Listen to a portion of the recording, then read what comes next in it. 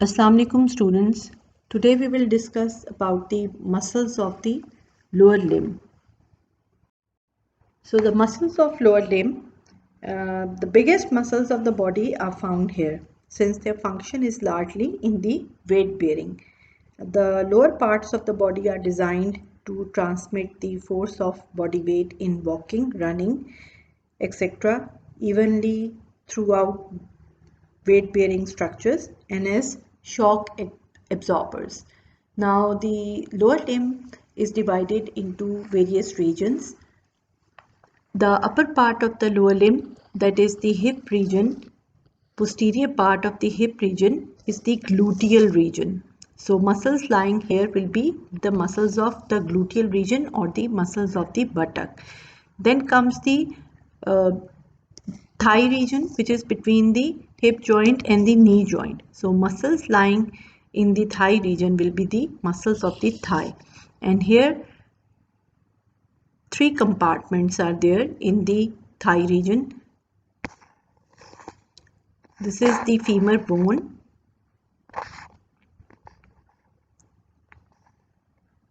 Three compartments are there: medial compartment, anterior compartment and posterior compartment. Then the leg region lying between the knee joint and the ankle joint. This is the leg region. So here again three compartments are present. Two bones are present, tibia and fibula, and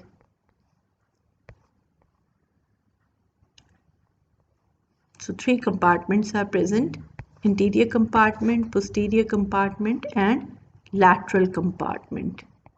So these compartments are formed by the septas of the deep fascia, intermuscular septas of the deep fascia going inside.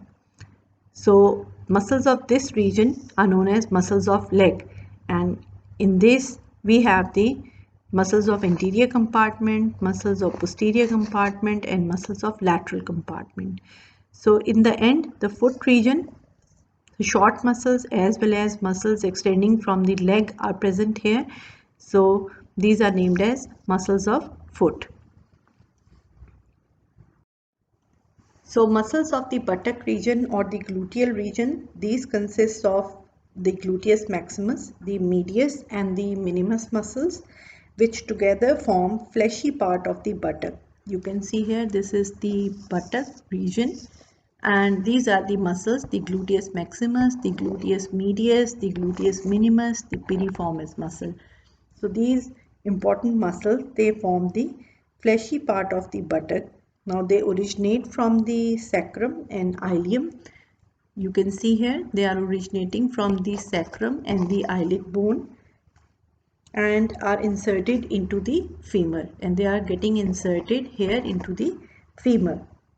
They cause extension, abduction and medial rotation at the hip joint. Extension of the hip joint, abduction of the hip joint and medial rotation of the hip joint. So muscles of the front and back of thigh, here you can see the front region and the back region.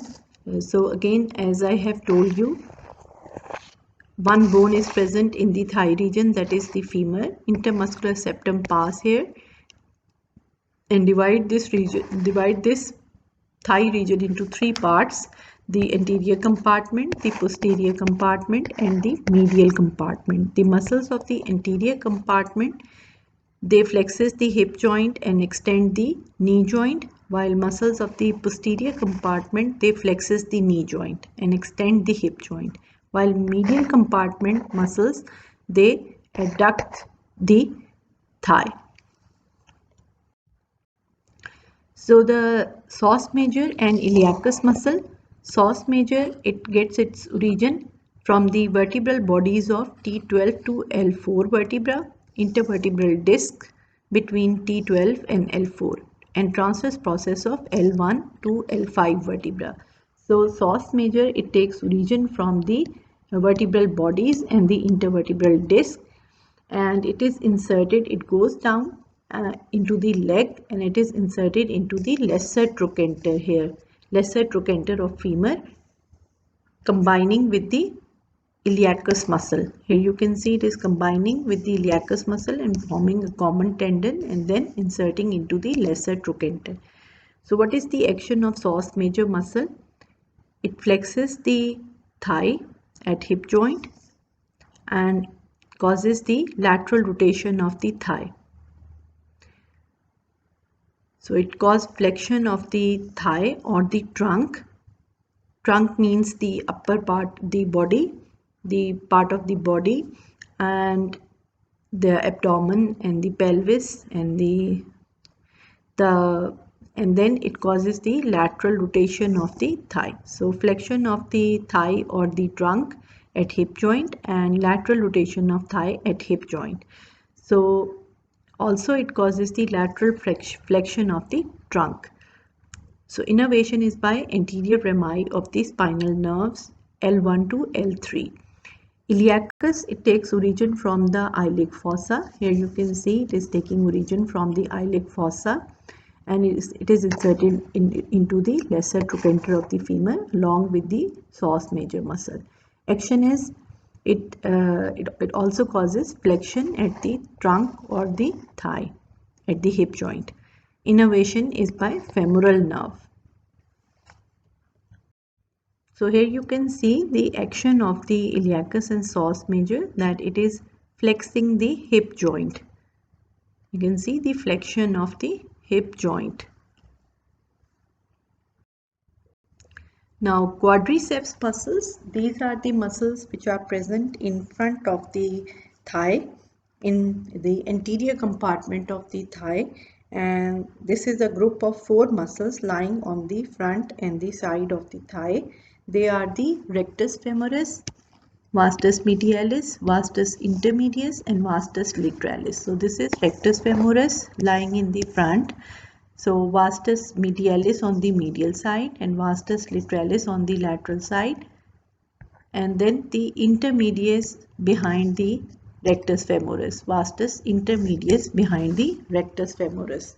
Now they originate from the ilium and the femur, and they come together in a tendon surrounding the patella, the kneecap. Here you can see this is the kneecap bone, patellar bone, and this is the tendon, common tendon of the quadriceps muscle, and it comes down surrounding the patella and then inserted to the tibial bone. Here you can see it is attached to the tibia.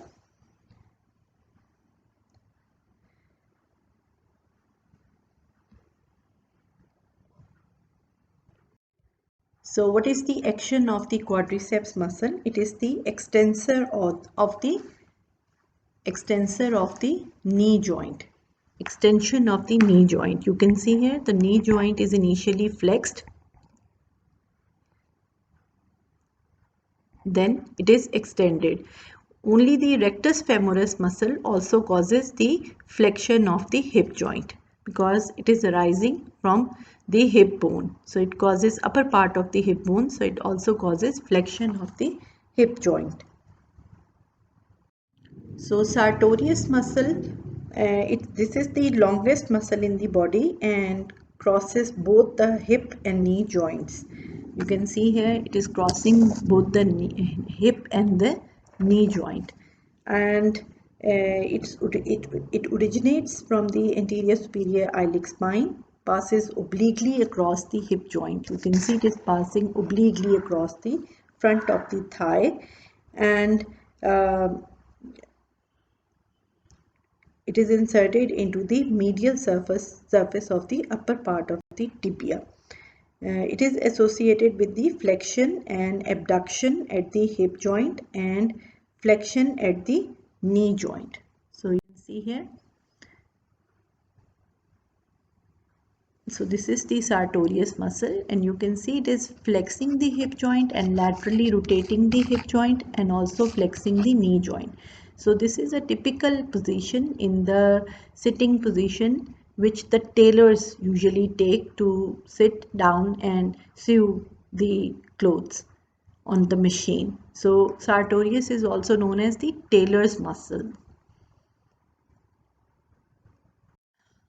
So adductor group of muscles, This lies on the medial aspect of the thigh. They originate from the pubic bone and are inserted into the linea aspera of the hip bone. These are the obturator externus, adductor brevis, adductor longus muscle and adductor magnus muscle.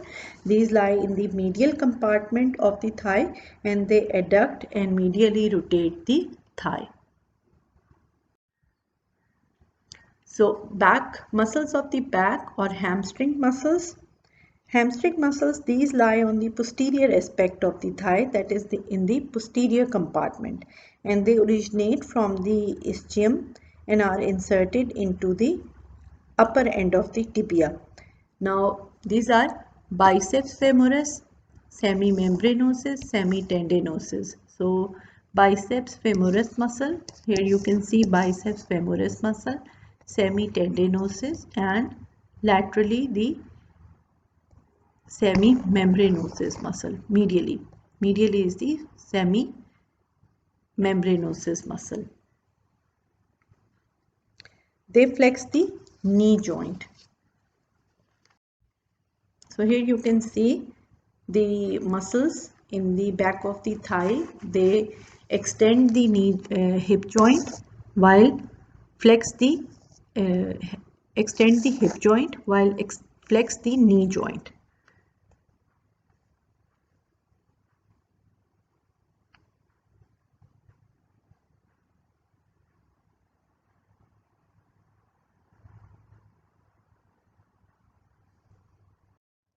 So now the muscles of the leg, as I have told you, muscles in the leg region are divided into three compartments. That is the anterior compartment, posterior compartment and lateral compartment. So muscles of the interior compartment, important muscles of interior compartment includes the tibialis anterior muscle. Its origin is from the lateral surface of tibia and the interosseous membrane lying between the two bones. Insertion is medial cuneiform bone and base of first metatarsal bone in the foot. So action is dorsiflexes the foot and cause foot inversion. Innervation is by deep fibular or deep peroneal nerve. So here you can see the action of this is the plantar flexion going on caused by the tibialis anterior, and this is the inversion of the foot caused by tibialis. This is the tibialis anterior. It is causing inversion of the foot. Now muscles of the lateral side of the leg, peroneus longus muscle, peroneus brevis and peroneus tertius. These are the three muscles lying. Here you can see the peroneus longus muscle, peroneus brevis and peroneus tertius. They are originating from the shaft of the fibula and are inserting into the bones of the foot, and they are supplied by superficial peroneal nerve, and their action is to avert the foot and at the subtalar joint and supports the lateral, longitudinal and transverse arches of the foot. Now muscles of the back of the leg, gastrocnemius muscle and soleus. So gastrocnemius muscle, this forms the bulk of the calf of the leg. You can feel the calf of the leg is the posterior side of the leg. You can feel the bulk of the calf of the leg. It arises by two heads, one from each condyle of the femur, passes down behind the tibia to be inserted into the calcaneus by the calcaneal tendon, Achilles tendon. So here you can see it is attached to the calcaneum by the Achilles tendon arising from two heads from the condyles of the femur, and it is supplied by the tibial nerve. And what is the action of the gastrocnemius muscle? It plantar flexes the foot, also flexes the leg. Soleus muscle, it also has its origin from the tibia and fibula. Here you can see it is arising from tibia and fibula, insertion by way of Achilles tendon into calcaneum. Nerve supply is from tibial nerve and together with the gastrocnemius muscle and plantaris muscle, it is a powerful plantar flexor of the foot, provides main propulsive force in walking and running.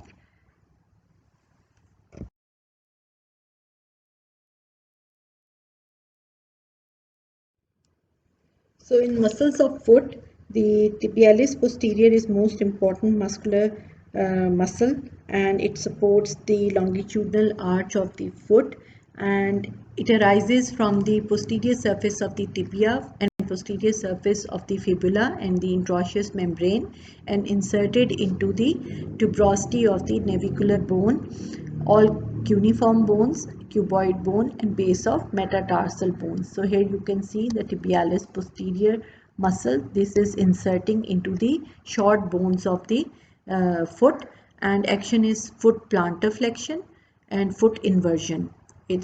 Also it supports the medial longitudinal arch of the foot, and nerve supply is by tibial nerve. So here you can see the origin of the tibialis posterior and the insertion. So it's going on the medial side, and then it is attaching to the undersurface of the short bones of the foot. Its tendons are attaching. So short muscles of the foot, the muscles of the sole are primarily concerned with supporting of the arches of the foot, and they make up the fleshy part of the sole of the foot as well. So these muscles are mainly concerned with the maintenance of the longitudinal and transverse arches. So thank you so much for watching the lecture. I hope you have understood now the muscles of the lower limb.